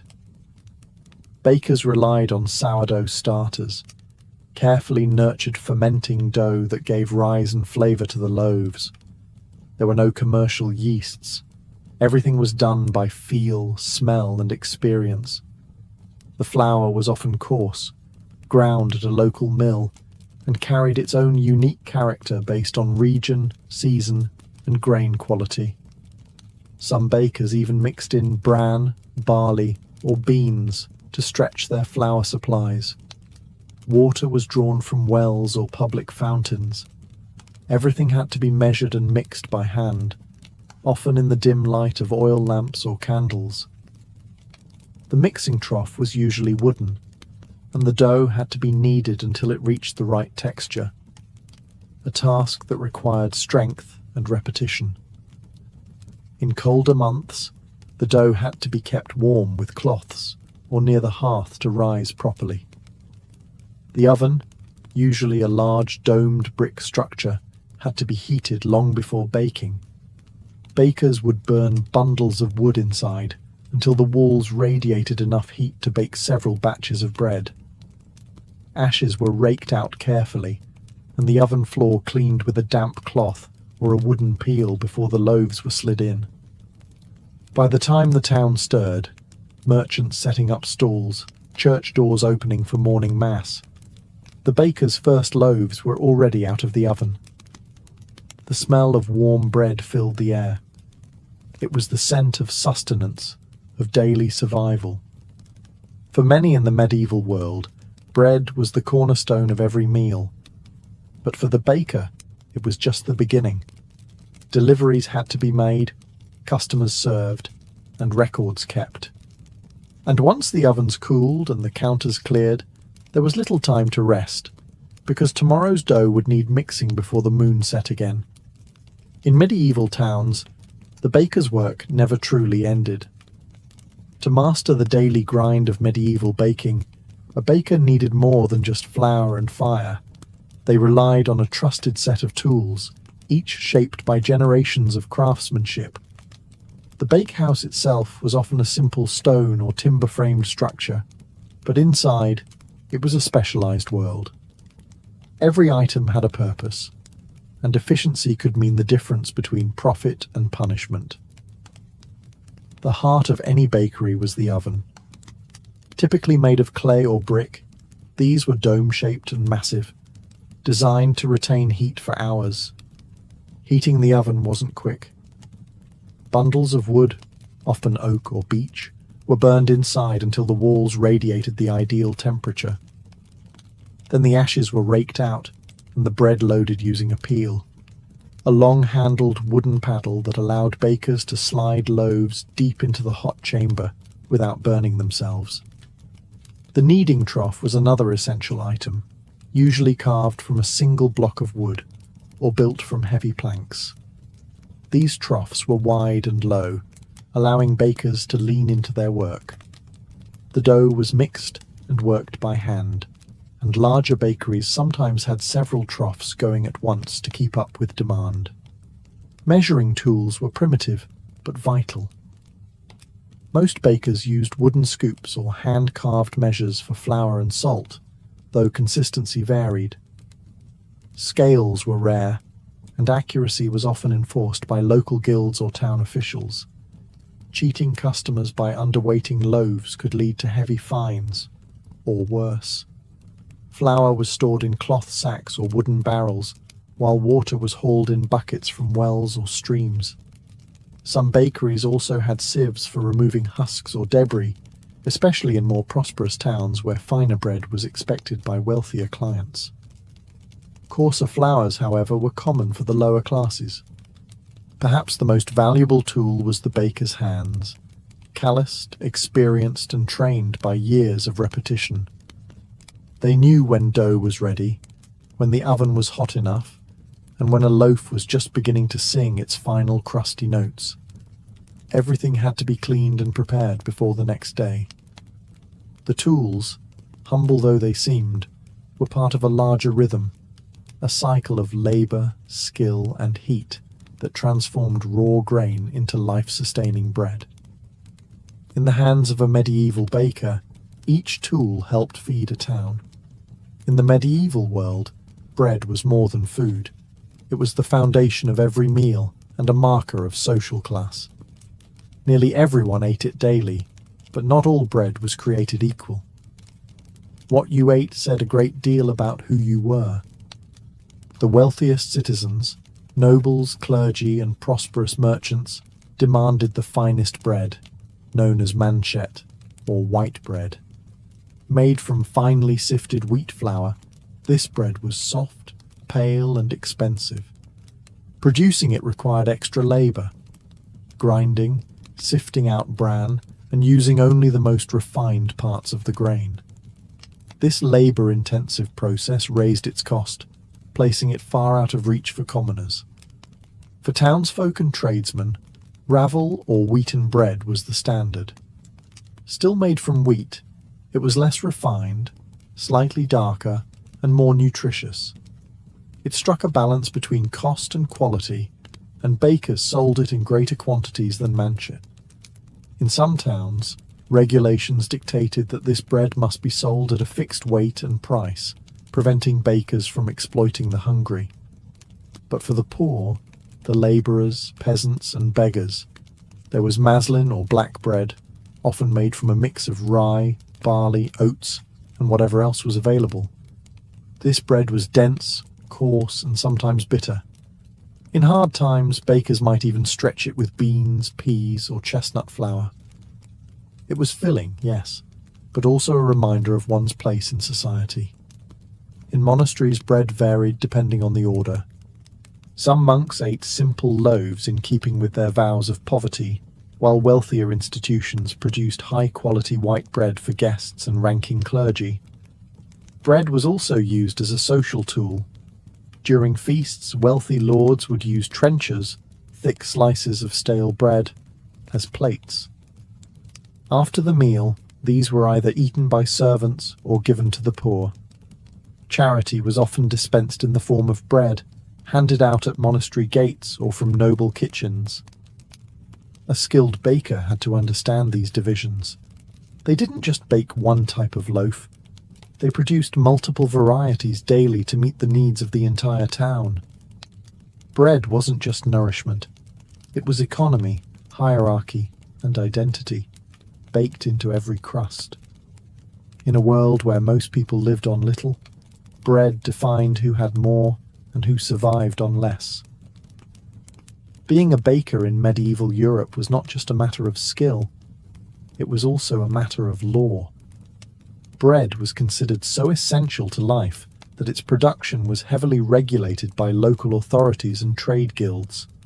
For a baker, failing to follow the rules didn't just mean bad business, it could mean public humiliation, loss of livelihood, or even imprisonment. In most towns and cities, guilds controlled the profession. These were associations of craftsmen who regulated quality, training, pricing, and supply. Bakers' guilds established strict standards for the weight, size, and ingredients of bread. These standards weren't optional. They were enforced through regular inspections and harsh penalties. New bakers often had to apprentice for several years before they were allowed to operate their own ovens. Guild membership was both a privilege and a protection. It gave bakers the right to sell in the town market and guaranteed some degree of economic stability. But it also bound them to a system of accountability. If a baker was caught selling underweight loaves or substituting poor ingredients, guild officials could fine them, suspend them, or revoke their right to bake altogether. Beyond the guilds, municipal authorities also monitored bread quality. In England, for instance, the assize of bread and ale, a law dating back to the 13th century, dictated exactly how much bread a customer should receive for a set price, which adjusted with grain costs. Officials known as bread weighers or ale tasters conducted surprise inspections and reported violators. Punishment for breaking bread laws could be dramatic. Some bakers were pilloried, locked into public stocks where they were mocked or pelted with stale bread and rotten food. Others were forced to parade through town with substandard loaves strung around their necks. In extreme cases, a repeat offender could be banned from the trade or exiled from the town altogether. These rules weren't just about fairness, they were about survival. Bread riots were a real threat in times of famine or inflation. Town leaders knew that if people suspected they were being cheated out of their daily bread, unrest could follow. For the medieval baker, then, precision wasn't just a point of pride, it was a legal obligation. Every loaf had to meet the mark, because in the eyes of both the guild and the town, baking was not just a trade, it was a public service. Running a medieval bakehouse wasn't just demanding, it was dangerous. Fire was both a necessity and a constant threat. Ovens had to reach incredibly high temperatures to bake dense loaves, and maintaining that heat meant burning large quantities of wood, often in enclosed spaces made of timber, thatch or stone blackened by years of smoke. Most bakehouses were constructed with a large domed oven built from clay or brick, positioned against an outer wall to allow for airflow and loading. To heat it, bakers lit a roaring fire inside the oven itself. This wasn't a casual campfire. This was an intense blaze meant to superheat thick walls that could radiate warmth for hours. Once the fire had burned long enough, bakers would rake out the embers, clean the hearth with a damp rag or sand-soaked brush, and begin baking. But even a moment's carelessness could lead to catastrophe. Embers could escape, thatched roofs could ignite, and in densely packed towns and cities, a bakehouse fire could spread with terrifying speed. For this reason, many towns required that bakehouses be located on the outskirts or built with specific fire-resistant materials, if the baker could afford them. Bakers also faced health risks. Prolonged exposure to heat and smoke took a toll on the lungs and skin. The heavy lifting of flour sacks and kneading of massive batches of dough wore down the body over time. Burns were common, on arms, hands, and faces, earned while loading and unloading hot loaves with long wooden peels. Some cities had communal bakehouses, especially in poorer neighborhoods. Families would prepare dough at home and bring it to a central oven managed by a professional baker. While this system saved fuel and reduced fire hazards in private homes, it introduced its own risks. Loaves could be burned, stolen, or tampered with. Bakers were held responsible for the integrity of each household's bread, and any negligence could lead to formal complaints. Because bread was such a vital staple, a disrupted bakehouse, whether due to fire, illness, or accident, could ripple across the whole town. It wasn't just the baker who suffered. The entire community felt the loss. Despite these dangers, the bakehouse remained the beating heart of daily life. It was a place of labor, heat, and vital routine, where risk and reward burned side by side with every glowing loaf. While the image of the medieval baker often centers on male guild members and apprentices, women played a critical, if often overlooked, role in the daily production of bread. In many towns and villages, especially outside major cities, women were the primary bakers for both family and community. Their presence in the bakehouse was essential to keeping the ovens hot and the population fed. In rural areas, household baking was typically done by women. They baked for their families using communal ovens or small hearths, and in times of surplus, they might sell loaves at market or from their doorstep. For many women, this side trade in bread offered a rare source of independent income. In cities, too, widows of bakers were often permitted to continue their husbands' businesses, sometimes becoming successful bakery owners in their own right. Guilds were usually male-dominated, but not entirely exclusive. In certain regions, especially in parts of Germany and France, female bakers were formally recognized. Women could inherit licenses, run bakeries, and train apprentices, including daughters or nieces. Some even petitioned for full guild rights and won them, though this required navigating legal and social challenges. Women in bakehouses performed the same grueling work as men, mixing dough in massive troughs, hauling water and flour, managing oven temperatures, and selling bread in markets. Many also worked as bread sellers, walking through the streets with baskets balanced on their heads or carts loaded with loaves. These women were often the face of the bakery, dealing directly with customers and managing daily sales. Despite their labor, women were often paid less and received less recognition than their male counterparts. They were more vulnerable to accusations of selling underweight bread or poor quality loaves and faced harsh penalties for infractions. Still, their contribution was essential, especially during times of war or plague when men were absent and communities relied on women to sustain the food supply. Baking also intersected with motherhood and caretaking. A woman who could bake well was seen as capable and respectable, keeping her household fed, preserving traditions, and passing down knowledge. In many families, recipes and baking techniques were handed down from mother to daughter like heirlooms. In every corner of medieval society, from noble kitchens to village ovens, women shaped the world through bread. Though history often left them unnamed, their hands were among the first to touch the dough that would nourish entire towns. In medieval Europe, bread wasn't just food, it was sacred. Few institutions influenced bread making more than the church, which not only consumed vast quantities of bread, but also shaped its symbolism, regulation, and distribution. In monasteries, cathedrals, and village chapels alike, bread was a symbol of life, sacrifice, and divine presence. At the heart of this connection was the Eucharist, the Christian rite in which bread became the body of Christ. The preparation of this bread, often called the host, was subject to strict guidelines. Only the finest white wheat flour could be used, and it had to be unleavened. In monasteries, specific monks were assigned to this holy duty, baking in silence, often at night, in special ovens. These wafers were stamped with sacred symbols and handled with extreme reverence.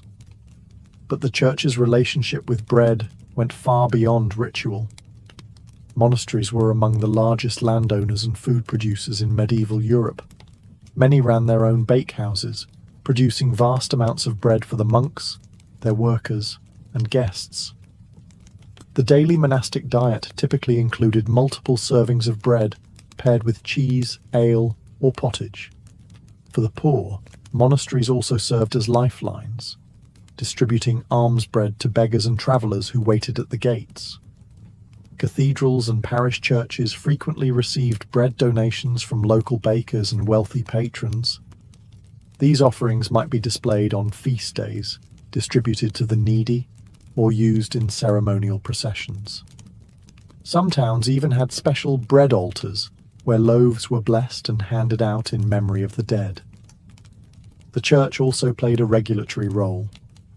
In some towns, ecclesiastical courts handled disputes between bakers and customers, especially in areas where the local clergy governed commercial life.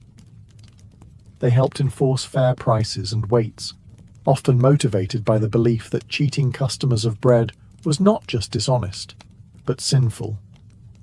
On religious feast days, special breads were baked, rich, spiced loaves shaped into crosses, doves, or other sacred forms. These celebratory breads marked the rhythm of the liturgical year and were often shared in the community to strengthen bonds of faith and fellowship. In the medieval imagination, bread was not only sustenance, it was spiritual nourishment.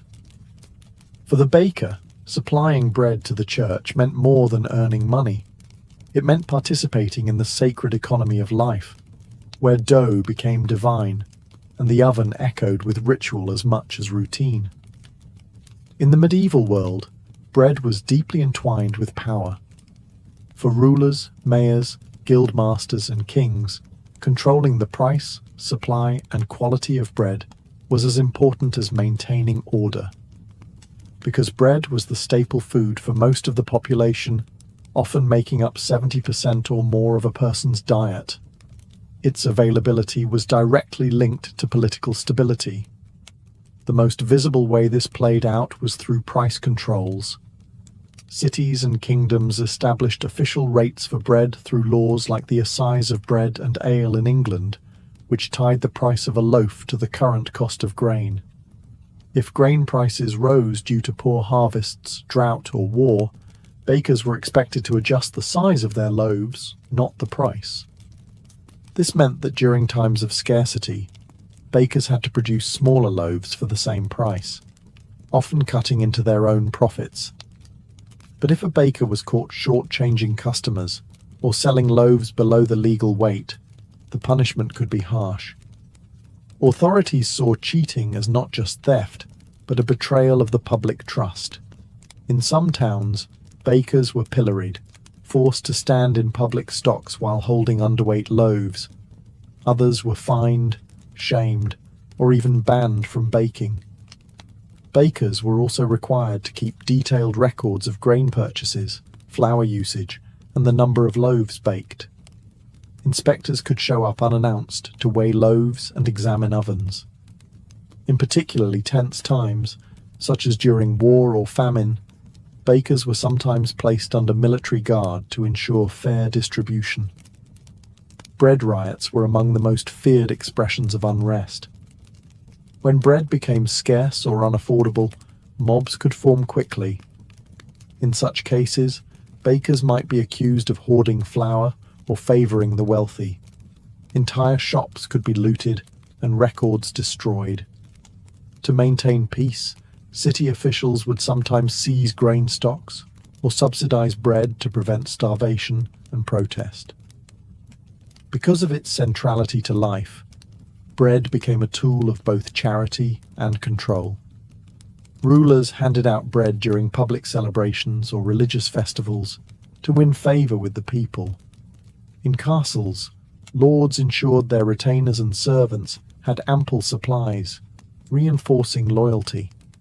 And in towns, a steady stream of affordable bread was seen as the mark of good governance. In medieval politics, bread wasn't just food, it was power. And the baker stood at the intersection of hunger and authority. Though rarely named in chronicles or praised in songs, the medieval baker left behind a legacy that shaped the very foundation of everyday life. In a world of castles and cathedrals, kings and knights, it was the humble baker who fed the people. And while their work was done in darkness, before the town ever woke, its impact touched every household. The baker's influence extended beyond the ovens and into the cultural fabric of medieval society. From birth to death, bread accompanied every stage of life. It was present at baptisms, shared during weddings, offered in mourning, and honored at church altars. Every loaf baked carried with it centuries of tradition, belief, and survival. The skills of the baker were passed down through generations, often within families or apprenticeships. Techniques were taught by hand and by repetition. How to feel when dough was ready, how to read the oven's heat without a thermometer, how to stretch flour in lean times without sacrificing quality. These traditions were deeply rooted in place and community. A baker in one region might favor rye and oats, while another relied on barley or imported wheat. Every town had its own flavor. Over time, as cities grew and trade expanded, the role of the baker evolved. By the late Middle Ages, commercial bakeries became more common, and baking began to shift from small household craft to full-fledged industry. Innovations like windmills and watermills improved flour production, and better road systems helped grain move from farms to markets more efficiently. Despite this progress, the essential rhythm of baking remained unchanged: rise, knead, shape, fire, feed. It was a cycle as old as civilization, and the medieval baker stood as its quiet custodian. Even today, echoes of their work survive. In languages around the world, the word for companion derives from Latin com panis, with bread. a reminder that sharing bread meant sharing life. The guilds that once regulated bakers paved the way for modern food safety standards, and the communal ovens of medieval villages laid the foundation for today's neighborhood bakeries. In the end, the medieval baker's legacy is not just in the loaves they made, but in the sustained life of a community. Through flour, fire, and faith, they fed more than bodies. They nourished entire societies.